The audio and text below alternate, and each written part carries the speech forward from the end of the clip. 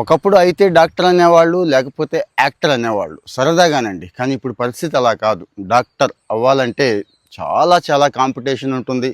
ఒక మాదిరి వాళ్ళు, మధ్య తరగతి వాళ్ళు డాక్టర్ కోర్స్ చదవలేని పరిస్థితి. ఏం చేయాలి అంటే నిన్న ఒక ఆయన ఫోన్ చేశాడండి. ఏదైనా కానీ డాక్టర్ అయితే చేయాలి. మరి ర్యాంక్ వస్తుందో రాదో తెలియదు కానీ ఒకవేళ ర్యాంక్ రాకపోతే ఇక్కడికంటే తక్కువ ఖర్చు అవుతుంది కదా. జార్జియా కానీ, ఫిలిప్పీన్స్ కానీ, బంగ్లాదేశ్ అయితే ఇంకాస్త దగ్గరగా ఉంది కదండి కోర్సులకి. అంటే మన ఇండియన్ కోర్సులకి దగ్గరగా ఉన్నాయి. బంగ్లాదేశ్ కానీ పంపేస్తానని. కానీ అందరూ కూడా డాక్టరే అవ్వాలా ఆలోచించండి ఒక్కసారి. ఆ డాక్టర్లను అడిగి చూడండి. నాకంటే కూడా మా దగ్గర పనిచేసే రకరకాల వాళ్ళు నర్సింగ్ దగ్గర నుంచి ఇంకా టెక్నాలజిస్టులు అంటున్నారు, మెడికల్ టెక్నాలజిస్ట్. వాళ్ళు ఎక్కువ సంపాదిస్తున్నారటండి. ఎంబీబీఎస్ వాళ్ళకి 25-30 వేలే ఇస్తాము అని చెప్తున్నారండి, అడ్డమైన చాకరీ చేయించుకొని. ఈ మెడికల్ టెక్నాలజిస్టులు మాత్రం 50,000, 1,00,000, 2,00,000 సంపాదించే వాళ్ళు కూడా ఉన్నారు అంటున్నారు. ఒకప్పుడు చాలా చాలా చీప్గా పిలిచేవాళ్ళు వీళ్ళనే. అంటే మనం రక్త పరీక్ష కేంద్రాలు అంటాం కదా, వాడు ఏముందిరా రక్త పరీక్ష కేంద్రం అని వీధి చివరి చూస్తూ ఉంటాం.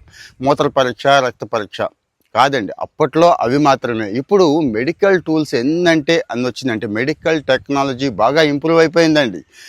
ప్రతి రోగానికి ఒక టెస్ట్ అవసరం కదా. ఒరే అవసరం ఉన్నా లేకపోయినా కానీ హాస్పిటల్కి వెళితే అన్ని టెస్టులు రాసేస్తాడు డాక్టర్. చూసిన దానికంటే టెస్టులకి ఎక్కువైపోయింది అంటాం కదా, ఆ టెస్టులు అండి. అంటే అన్ని టెస్టులు అవసరమే. మరి మన డిఎన్ఏలో ఏ చేంజెస్ వస్తున్నాయి, బాడీలో ఏ చేంజెస్ వస్తున్నాయి, కెమికల్గా హార్మోన్ పరంగా ఏ చేంజెస్ వస్తున్నాయి, క్యాన్సర్ రిలేటెడ్ ఏమైనా లక్షణాలు ఉన్నాయా, ఇలాగా. అంటే మూత్ర పరీక్ష ఇవే కాదు, ఇంకా సపోజ్ ఒక ఎండోస్కోపీ అనేది ఆ టెస్ట్ లేకుండా అసలు మన పొట్ట గురించి ఏమైనా చెప్పగలుగుతాడా డాక్టర్? జస్ట్ సెటస్కోప్తో అన్నీ చెప్పలేడు కదండి. మనకి రక్త పరీక్ష వరకే తెలుసండి.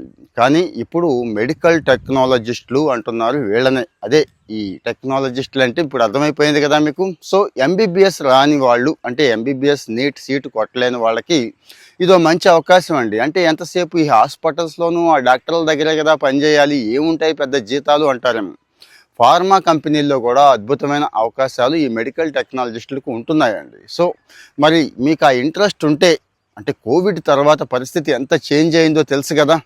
ఆరోగ్య రంగం మీద ప్రభుత్వాలు కానీ హాస్పిటల్స్ కానీ ఎంత ఖర్చు పెడుతున్నాయి, ఇక మనం ఎంత ఖర్చు పెడుతున్నామో తెలుసు కదా. సో ఎవడు కూడా వెనకాట్లేదు. ఇప్పుడు ఎన్ని రకాల టెస్టులు వచ్చినాయో మీకు తెలుసు. వీధి చివరున్న ఆ రక్త పరీక్ష కేంద్రం దగ్గర నుంచి చాలా పెద్ద పెద్ద ల్యాబ్స్ దగ్గర నుంచి ఇక పెద్ద పెద్ద హాస్పిటల్స్ గురించి నేను ప్రత్యేకంగా చెప్పక్కర్లేదు. సో ఇక్కడ ఈ మెడికల్ టెక్నాలజీ అనే కోర్స్ చేస్తే రక్త పరీక్ష, మూత్ర పరీక్ష కాకుండా ఇంకా చాలా ఉన్నాయి. ఎకో టెస్టుల దగ్గర నుంచి చాలా చాలా ఉన్నాయండి. ఇవన్నీ నేర్చుకోగలిగితే, అందులో నైపుణ్యం సాధించగలిగితే మంచి జీతం, గౌరవానికి గౌరవం అన్నీ ఉంటుంది. ఇంకా డౌట్స్ ఉంటే కామెంట్లో చెప్పండి, మన వాళ్ళకు కూడా షేర్ చేయండి. Thank you.